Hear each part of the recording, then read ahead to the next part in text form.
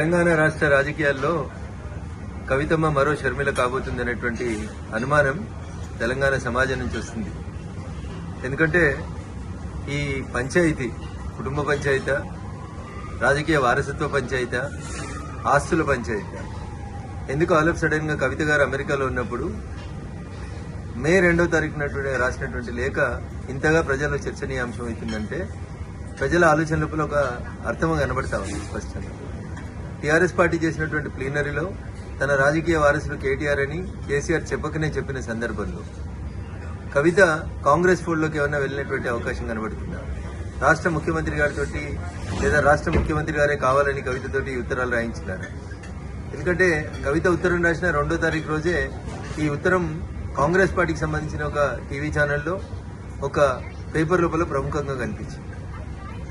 ఈ పరిణామాల తర్వాత కేటీఆర్ గారు హరీష్ రావు గారి ఇంటికి వెళ్లడం, బాబా బొమ్మరుదులు ఇద్దరు ఒకటనేటువంటి ఒక మెసేజ్ ని బయటికి పంపడం, తనను ఒంటరి చేస్తున్నారు, బయటికి పంపిస్తున్నారు అనేటువంటి ఆలోచన వచ్చిన తర్వాత కవిత తప్పనిసరి పరిస్థితులలో కాంగ్రెస్ ఫోల్డ్లోకి పోయిందేమో అనేది తెలంగాణ ప్రజల అనుమానం. ఇక భారతీయ జనతా పార్టీ గురించి, మా పార్టీ గురించి కవిత మాట్లాడడం ప్రజలలో జరుగుతుందే వాస్తవాన్నే కవిత చెప్పింది. ప్రజలలో భారతీయ జనతా పార్టీ రోజు రోజుకు బలపడుతుంది. వచ్చే ఎన్నికల తర్వాత భారతీయ జనతా పార్టీ రాష్ట్రంలో అధికారంలోకి రాబోతుంది.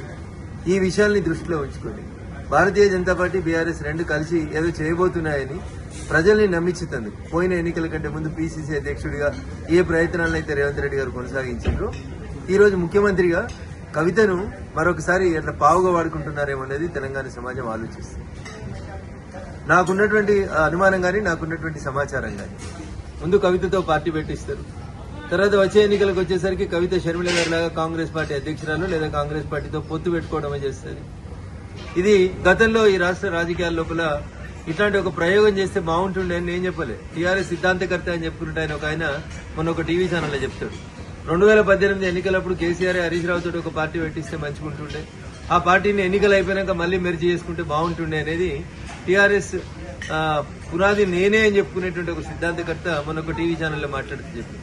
వీటన్నింటినీ క్రోడీకరించి చూసినప్పుడు కవితని కాంగ్రెస్ నడుపుతుందా, కవితని రేవంత్ రెడ్డి గారు నడుపుతున్నారా, కవిత మరో షర్మిల కాబోతుందా అనేటువంటి అనుమానం అయితే చాలా స్పష్టంగా తెలంగాణ సమాజం ముందుంది.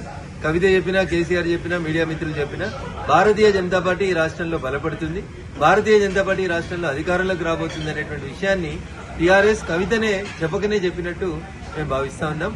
భారతీయ జనతా పార్టీ ఎదుగుదలని ఎండార్స్ చేసినందుకు కవిత